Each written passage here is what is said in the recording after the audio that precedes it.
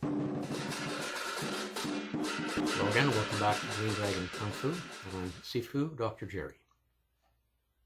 Now in today's video, we're going to cover Kung Fu etiquette. That is the etiquette that's used in the Kung Fu clubs, the training areas, with Kung Fu Kwoon. If you're a student, you may be wondering what the altar is all about, and the reason for the things that are placed on it, and the bit of ceremony that goes around it. If you're running a school and you'd like to make it more traditional, and the information in this video you might find useful.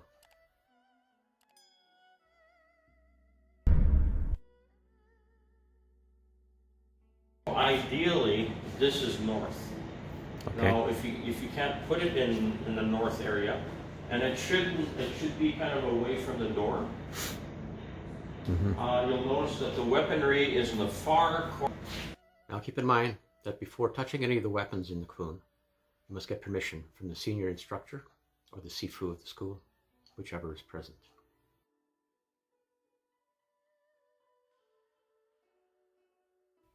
Now you notice that the weapons usually have a red ribbon or red hair tassels hanging from it.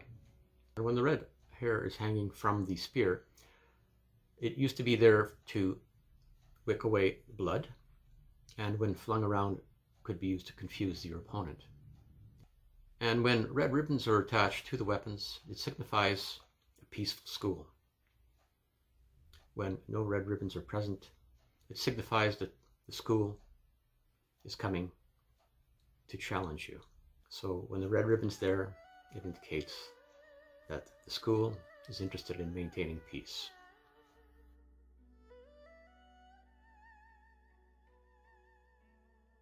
Guardian lines, usually stand guard at the entrance to a building. The male line, facing the building, is on the right. The female line is on the left. The male line has the mouth open. The female line has the mouth closed. Even though it's not shown here, the male lion is usually, this is a terrestrial globe.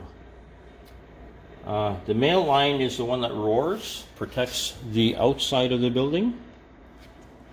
The female lion, quite often there will be a cub that she has her paw on. She protects the inside of the house. And the frog, the money frog, Okay, that should face to the interior of your business or your house. Okay, or you'll see it in the restaurants or businesses, it'll be next to the cash register. Okay, it does not face the door. The dragon turtle has not only to do with wealth, but also spiritual and the wealth, and also sort of like intelligence, things like this. So this, the turtle faces the doorway. Okay, so that all good things come in through the door, like wealth, happiness, all of these things. Now you'll notice the frog here. He's got 3 legs and no anus. It's not really shown here that well, but and the whole thing is that the wealth comes in, but it doesn't go out. Guan Yu and General Quan. Okay. He faces a doorway, he guards the door. Now the door is symbolic of yourself, your soul, your well-being, mental health, all this. It's what you let into your heart, okay? The whole thing here is a lot of people think this is physical strength and things like this. What it is actually, it has to do with honor. Has more to do with honor than it has to do with actual martial fighting. And a lot of people miss that point. Out of the 3, he was considered the most honorable, and this is why he sits in the front, why his face is red. He liked to drink alcohol, and as Asians, they kind of flush red when they drink alcohol. This is why. That's why he's red. And also in the line dance, you'll see if there's a line that's red, that represents this guy here.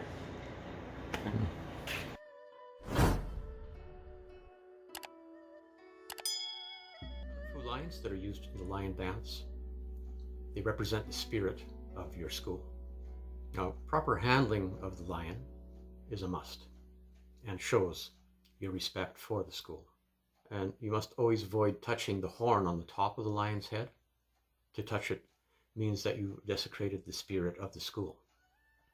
Also, the shaking of the lion's eyes should only be done during performance of the lion dance.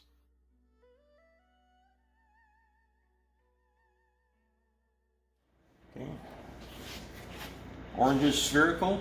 Not so much now, but in the past, these used to be full of seeds.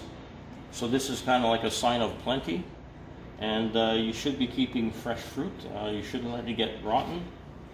And also on the bottom, this has to do with the wealth of the club, because all the money and the wealth comes from the earth. This is why this is down here. And this guy here is the money god. He's holding the money here.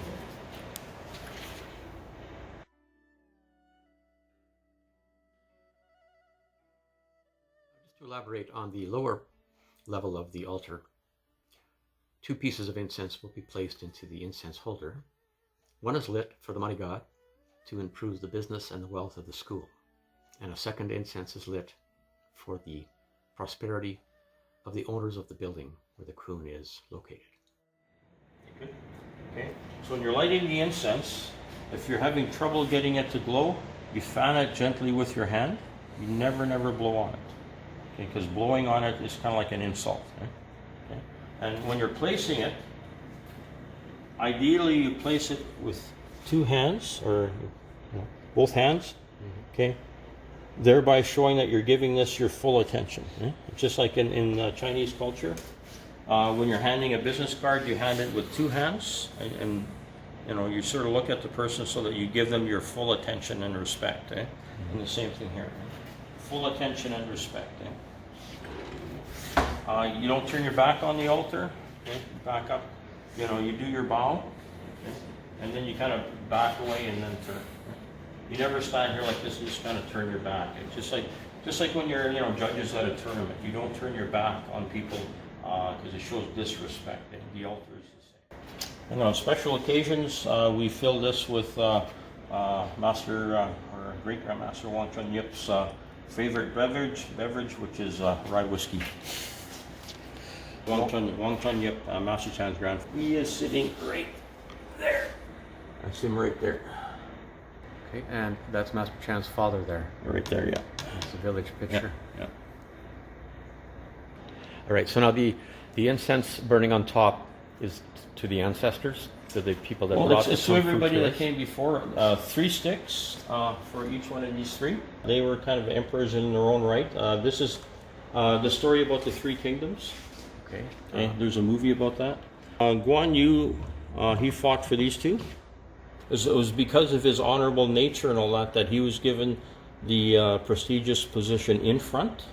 He's revered as kind of like the martial arts icon for all of the martial arts schools and things like that. Being a respectable human being and so on. Yeah. Like his honor was just beyond reproach.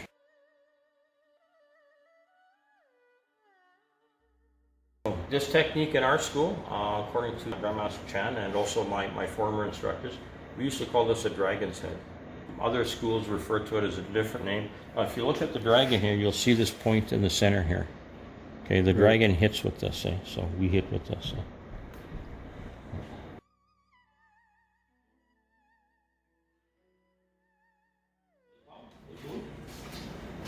When you're bowing, okay, the master on the wall, okay, you cease master, you look him in the eye. Okay. The same thing coming and going, you look him in the eye. Okay. You just don't kind of bow to this face. This is the focal point. This is why we are here. This is where the knowledge comes from, and we show our deepest respect for this. When doing the salute, the right hand is closed and represents the moon. The left hand is open, representing the sun.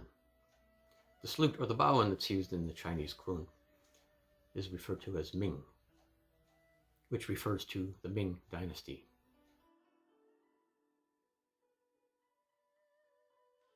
You'll notice that in a traditional school with the altar, you'll also have chairs on either side, usually a comfortable chair. Now, looking at the altar, the chair that's to your left will be reserved for the sifu or the master of the club, or the most advanced student if the sifu or master are not present. Now, the chair on the right is reserved for visitors that are senior to the sifu.